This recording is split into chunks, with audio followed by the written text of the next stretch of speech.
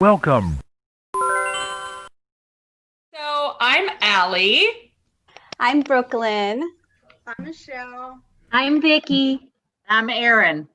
And we love murder. You know, actually, I think that came out wrong. We do not love murder. We don't condone it. No. No. We hope that by speaking of these horrific acts, that we ourselves can be stronger and face our fears. Also, if you know, there's a lot of red flags. So we want to expose those red flags so you don't go on a bad date and end up 6 feet under. And sometimes it's just really nice to be able to rewrite history. And you know, sometimes I personally really love the psychology of understanding why people do what they do. So that's also good to know. And honestly, sometimes justice just feels so good. So we're each going to pitch to you one little line of a true crime story, and then our audience just shout out the one you want to hear. We'll tell you a little bit about the actual crime, and then we'll see what happens after that. So my pitch is Crazy Ex-Girlfriend. And my pitch is The Singing Strangler. My pitch is Nursing Home Serial Killer. My pitch is Dr. Death. My pitch is y'all really should have seen it coming, to be honest. Which one do you want to hear? Let's hear from the Zoom room. Crazy Ex-Girlfriend. All right. I heard Crazy Ex-Girlfriend. So here we go.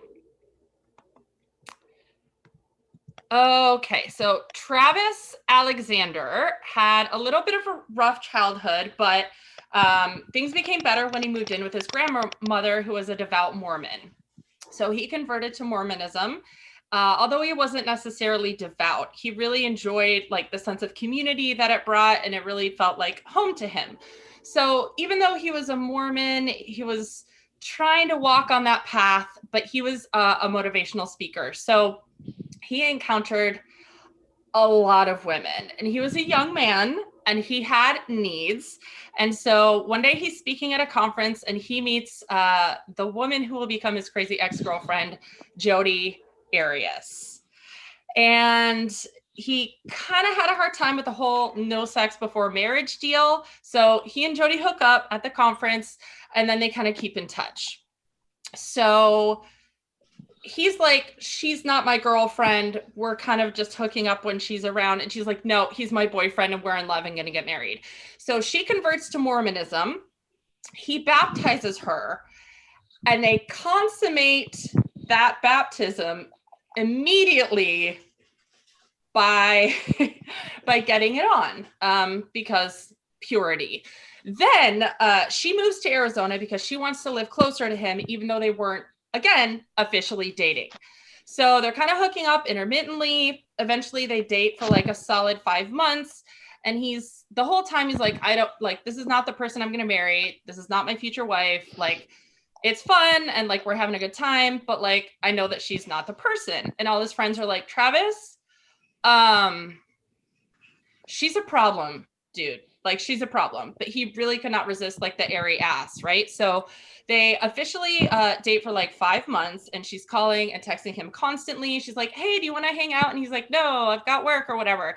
And she would go to his house and sneak in the doggy door and just be like hanging out at his table. And his roommates are like, Jodi, why are you here? And she's like, oh, I just came to see if Travis was here. And like, he wasn't, and he won't give me a key. So I just like came through the doggy door. It's like, it's fine, right? That's totally normal. And they were like, no, that's not normal. So eventually Travis is like, yeah, okay, I see you guys, like roommates, I see you. This is really problematic behavior. So they break up. So Jodi, of course, horrified, devastated. Travis meets somebody else and they start dating. And Jodi's like, no, this is not going to fly. So on Wednesday, June 4th, Jodi makes plans with another guy in another town at a conference, so that she has an alibi. And then she goes to Travis's house. They take a bunch of like sexy pictures. And then she stabs him 27 times. 27 times. When his body is finally discovered, his roommates are like, oh, I like wondered where he was, but also officers, Jody definitely did this. And the officers were asking everybody in his life, like, who do you think did this? And everybody was like, Jody. Jody definitely did this for sure. So they go to her and she's like, no, I had an alibi. I was like 24 hours late to my date at this conference, but obviously that's where I was. And the cops are like, we don't really believe it. So then they go back to the house and they find a camera with a bunch of pictures on it because it had somehow fallen and like taken pictures while the crime was actually happening. So they go to Jody again and they're like, Jody, we like straight up know you did this. What's your story? And she's like, oh, there were intruders and they did it. And the cops are like, Jody, we have pictures. And she's like, oh, well, I guess I was like abused, which is not a thing to make fun of, but like she was lying. She was totally like, there was no evidence of that anywhere at any moment in time. That did not happen. So they get her a lawyer, and the whole time she's like, oh, hi, Mr. Lawyer Man. How are you? Are you going to defend me? How are you going to defend me? And he's like, oh, no, back away. Like, can I quit? And the court was like, no, you can't quit. Like, you cannot quit. And he was like, oh, fine. So anyway, long story short, Jodi Arias is currently serving life without parole in an Arizona prison. And that is the story of the murder of Travis Alexander. Bravo.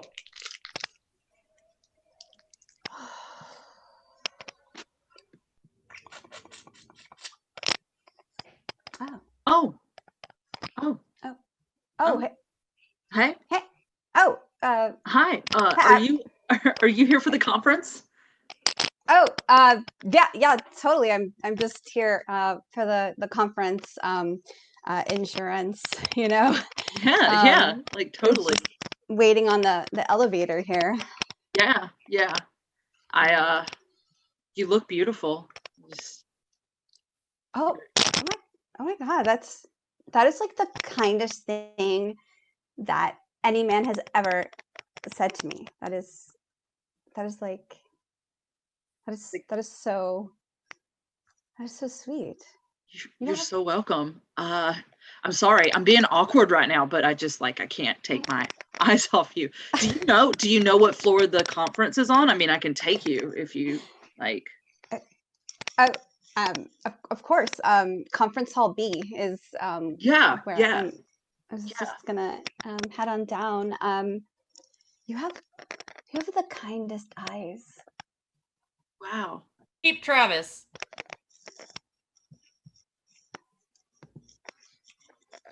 Travis, dude, listen.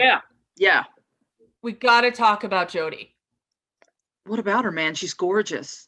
Like, have you seen her? Listen, man. Look, I'm not judging you for your choices. But you know how you thought it was me that ate all your cornflakes? And you blame me for it? Yeah. All my cornflakes were gone. That's my favorite breakfast food.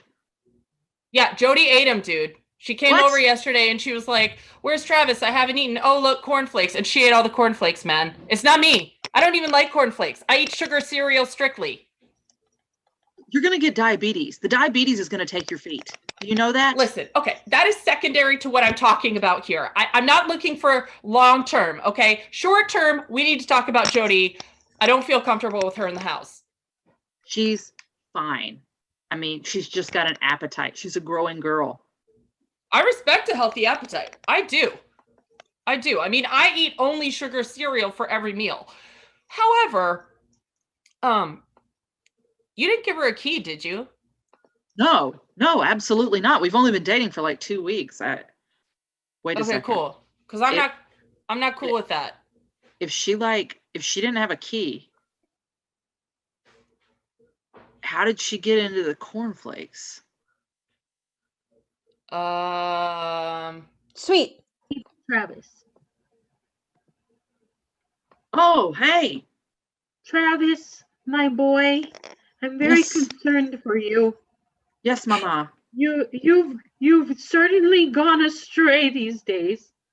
Oh, Mama, no, Mama, I'm pure as the driven snow. No one has ever touched my penis besides myself, and only in emergencies. I don't know. I mean, I've heard many things from different people. Your friend Brian was here the other day. You know how he brings me my cookies and tea, and we have time together, and he told me about that demon girl. Who is he talking about, Mama? Is he talking about Jody? That demon girl. She has no name in this house. Oh, okay. All right.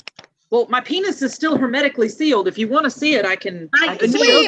Okay. Sweep.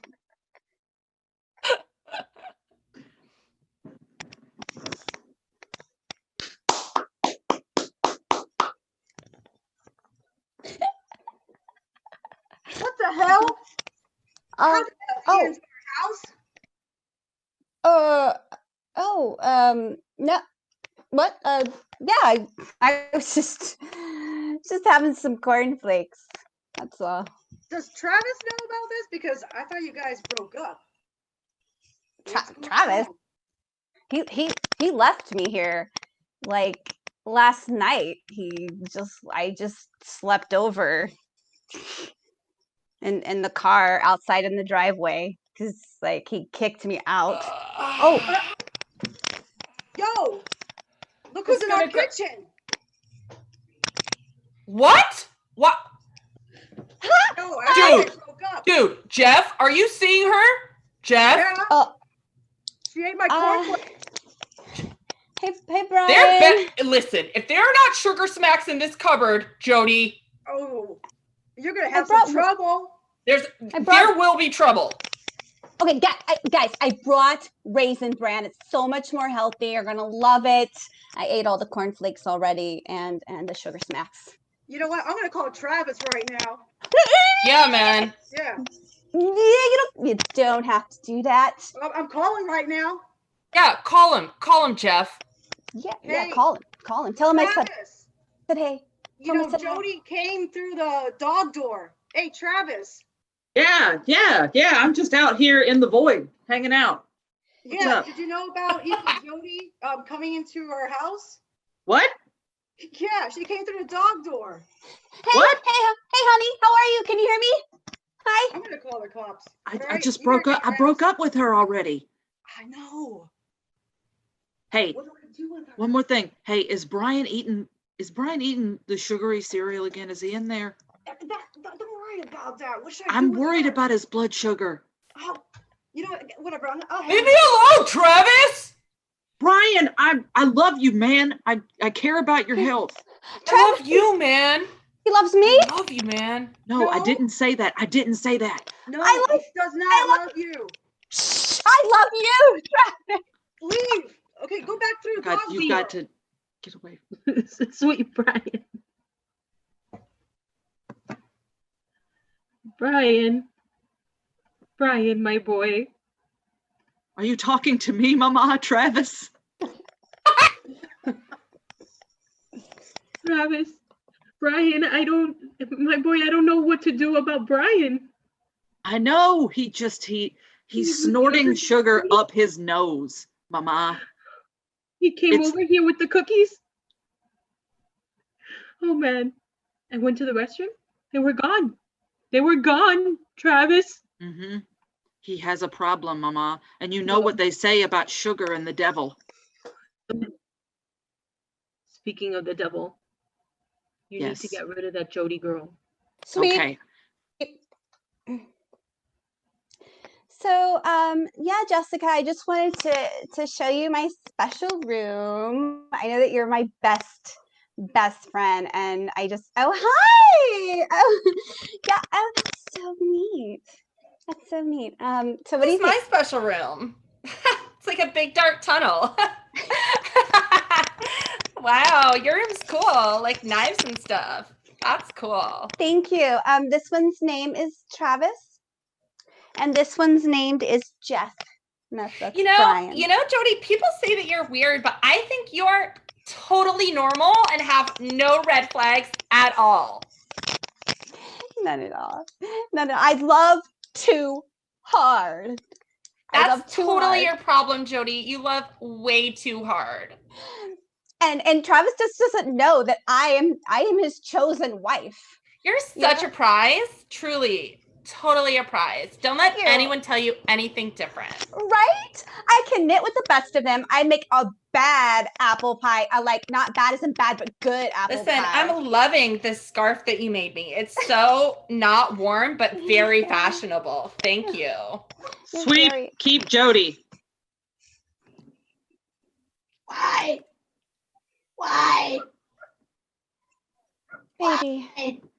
Baby, I love you. I just want you to see me for who I am. I'm going to take care of you, baby. Sweet Jody. Ma'am, you are sentenced to life without parole for the heinous acts, and I hope that in prison you are treated very harshly.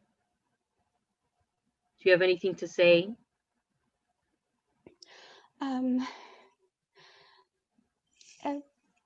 Travis was a dick. Stop trying to flirt with the judge, Jody. Just take your punishment. Ma'am. Ryan, is that you? It's Travis from beyond the grave. Let me have my sugar smack, Travis! No! Stop fighting! Look into my eyes. Me and you? Ma'am, those antics will not work here. Do you see me? Do I look like a man who takes those antics in his courtroom? Yes. Scene! That's our set, ladies and gentlemen.